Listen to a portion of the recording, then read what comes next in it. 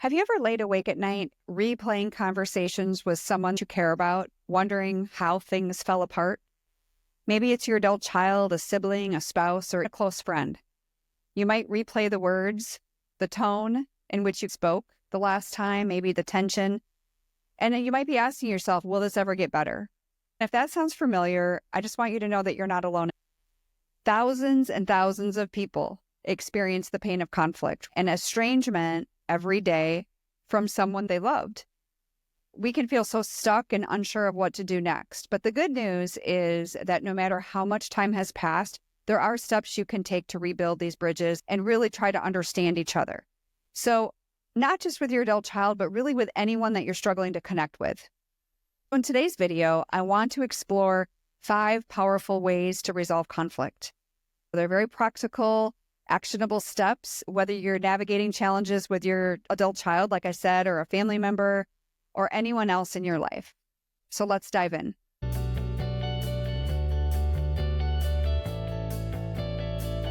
Number 1 is understanding the root causes of conflict. So every one of your relationships has different root causes, more than likely. Conflict doesn't happen overnight. It often stems from unmet expectations, unresolved arguments, or long-standing misunderstandings. You probably could say, yep, that's exactly what happened.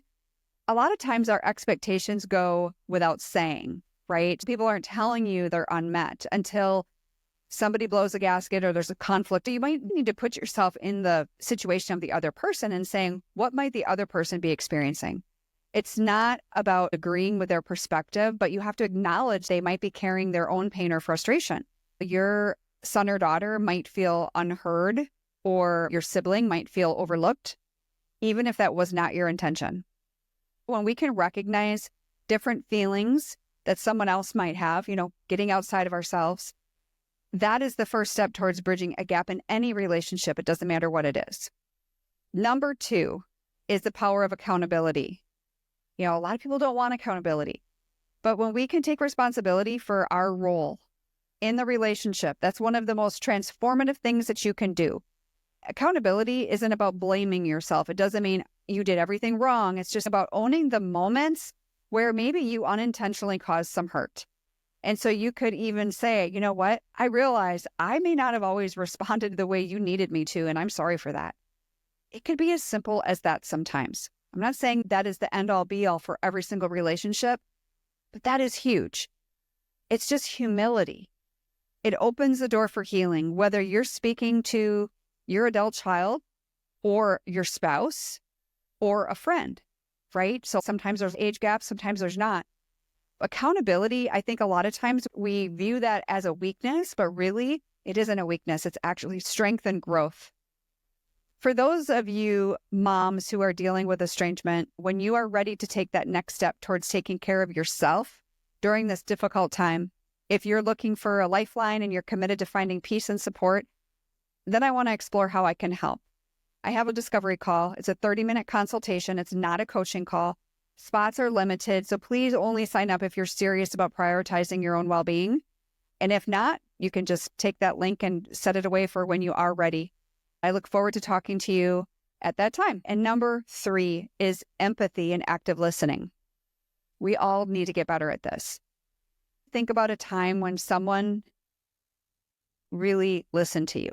Like you actually felt they were truly listening. You probably felt like you were being seen and heard. And that's what people are longing for, especially during moments of conflict. So when we can practice empathy with someone, it means putting a pause to your own defenses and focusing on the other person's feelings. It doesn't mean that you're wrong. It just means that you can say, you know what, I can see how that situation made you feel hurt, or I can see why that came across the wrong way. Even if you don't agree with every point, empathy can really de-escalate tension at the same time that will build trust. So whether that's with your child or anyone else.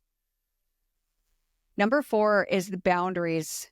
Setting and respecting boundaries with another person. Healthy relationships thrive on mutual respect and boundaries. I know a lot of people don't like that word. Personal limits, boundaries, whatever you want to call them. It's easy to fall into the trap of trying to fix everything or push for this closeness, but the other person is not ready. So we need to give that space. We have to honor the boundaries while communicating your own too, right? So it's not a one-sided situation. If your adult child is asking for space or they prefer a specific communication style, like let's say they don't want to talk on the phone right now, they want to text or email, we have to respect that. That's the best chance for you to have reconciliation, is to respect some of these things. They may not make sense to you in the moment, right? But at the same time, you can make it clear what you need, like kindness, clarity about the relationship, where are we headed? Boundaries are not pushing people away. It's not meant to do that. It's about creating a distance just enough where we can still build bridges and regain that respect and understand each other, right? At the end of the day, that's really what we're trying to do. And number 5 is patience and consistency. We have to focus on this. This is not an overnight fix. This conflict doesn't happen overnight. It's not going to be fixed overnight. But healing takes time. So I know you can feel really discouraged, but patience and consistency are going to be your best friend. So keep showing up with love, keep showing up with humility, keep showing up with a willingness to grow, even if the other person doesn't respond immediately. These small, steady efforts.